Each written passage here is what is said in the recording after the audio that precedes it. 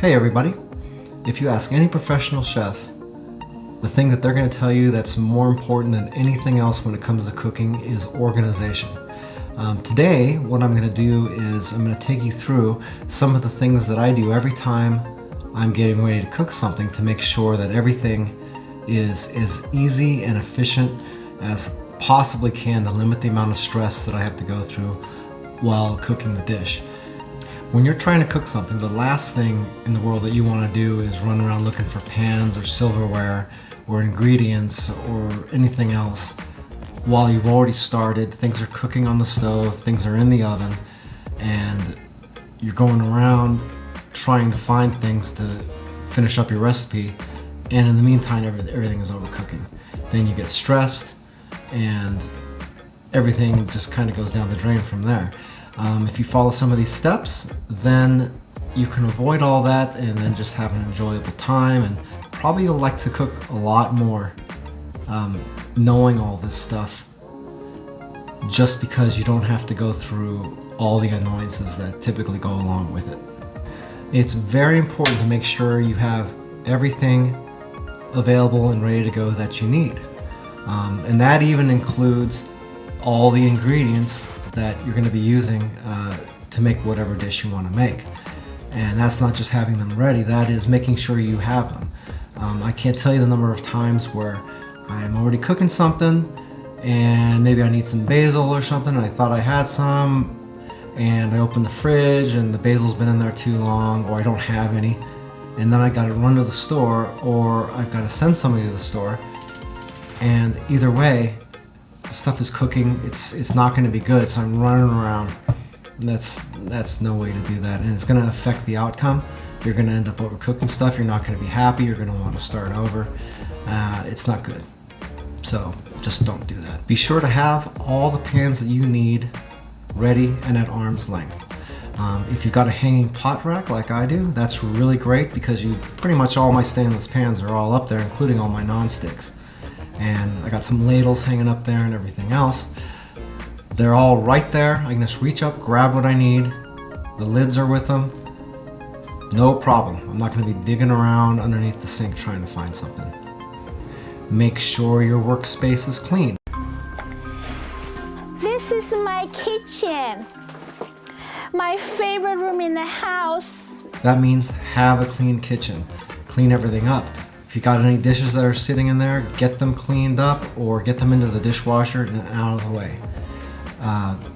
You don't want anything laying around. You want the space as clear as possible, and you want as much room as you possibly can in your kitchen to work on your food. You don't want to have to be, picking stuff up. I dice a tomato over here and then I gotta grab it all up and then move it out of the way, and so I can use that same space for something else. It's not good. You want to get things off the counter that don't need to be there, or put them away, or something, but you need to clear as much space as you possibly can. One of the most important things is to make sure you don't have a wobbly cutting board, and most of us do actually. You put it down on the surface and you can kind of wobble it around a little bit. These are some of the most amazing pictures ever recorded by a newsreel. The actual collapse of the world's third largest suspension bridge. That's not good. If you're trying to cut an onion or something on that, and you're cutting with a sharp knife right close to your hands, if your cutting board's moving around, there's a really good chance you're going to end up cutting your finger. And you really don't want to do that. And it's very easy to fix. All you got to do is move your cutting board out of the way, take a damp towel, fold it in half, set it up underneath the cutting board, and then put your board right back on top of it like that, and voila, it's not going to wobble on you, and you got a nice stable surface to cut on. If your recipe requires the use of your oven, you're going to want to go ahead and preheat the oven to whatever temperature you need it to be right away. First thing, even if you're cleaning up your space or whatever, just get your oven preheated, get it to the right temperature. What a lot of people do is they'll start the oven and put the stuff in there and figure, let's give it a couple of extra minutes. It doesn't really work that way. You need it at the correct temperature before you put anything in there. And you don't want to really be having to wait on it, especially if you've got stuff you're working on the stovetop. and then you got to throw something into the oven, which is, and now your timing is going to be all messed up. So you got to be really careful with that. And for God's sakes, if you are using that oven, make sure you have your oven mitts out. Ow! I burned my hand! Out, sitting next to the oven or on the oven if you're not using the burners. Put it someplace right in front of your face, somewhere where you can't miss it, even hanging off of the handle of the oven. I can't tell you how many times I've just reached into an oven, not really thinking about it, and you grab a pan handle or you grab a casserole or something like that, and you burn the heck out of your hand because you're not really thinking about it. You need to have those available in there and in front of you, right in front of your face, so to really avoid burning yourself. Think about all the utensils that you are going to need when you're cooking this recipe.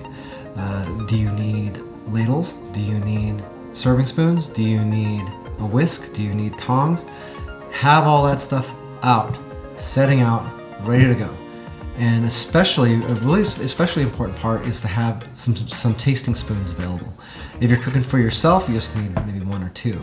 If you're cooking for other people, I would have a handful of those spoons out so you can taste, discard the spoon, and then you'll still have a bunch of clean spoons left over to keep tasting stuff.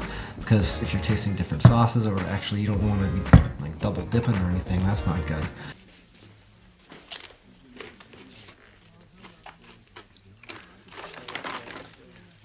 What are you doing? What? Did you just double dip that shit? But if you don't have those available, again, you're reaching in the drawers, looking around for stuff. What happens if you use up all your spoons? It's not good. Another thing you're going to need is sharp knives. That's a knife. Your chef knife needs to be nice and sharp. You don't have to run it through a sharpener all the time. That's not really what you do. That's what a honing steel is for. There's two different things. There's a sharpener, and usually you have a sharpening block, or you've got an electric sharpener. Either way, it works really well. I use an electric one just because they're just easier to use, less to clean up. But the honing steel, which looks like this, that's really actually very important. That doesn't actually sharpen your knife, it hones the blade. And what that means is it makes the blade straight, because as you cut into stuff, as your knife gets banged around a little bit, it puts little dents there in the blade, and that's kind of what makes it feel like it's dull a lot of times. You really don't have to sharpen a knife very often. Now the best way to hone your knives is actually vertically. So you're basically holding the handle on the honing steel, and you're taking the tip and you're going to stabilize that on a hard surface, and you're going to swipe down on each side of the honing steel with your blade, making sure that you run it at the same angle as your blade, which is usually right around 18%, depending on the blade, on the type of knife. And you're going to want to do that equal times on each side. Now, if you've watched a lot of cooking shows and stuff on TV, you always see the professional chefs holding the honing steel up in the air, and they're going really super fast and like sliding the knife back and forth on top and bottom, and they're making that really cool sound, and they're going super fast, and it looks really cool.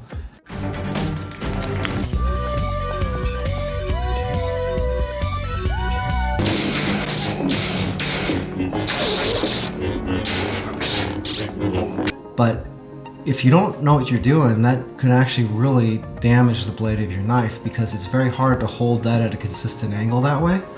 Remember, these guys, a lot of them have been doing this for a long time, so they're very good at doing that.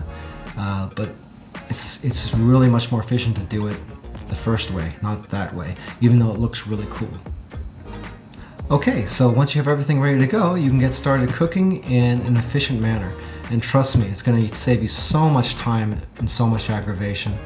The only aggravating thing is probably you're going to really start enjoying cooking a lot more, and then you're going to have everybody wanting to come over to your house for food, and then they'll eat, and then they'll leave, and then you got to clean everything up. So, yeah, it is what it is, I guess, but it's all part of the fun, I suppose.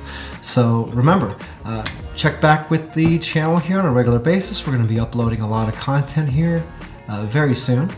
And we hope that you learned a little bit of something about cooking and some things you can take away for today. And if you like the content, please like down below. And if you got any questions or anything, please leave a comment down there and I'll get back to that for you as soon as possible. So, hope you guys have a great day and thank you very much.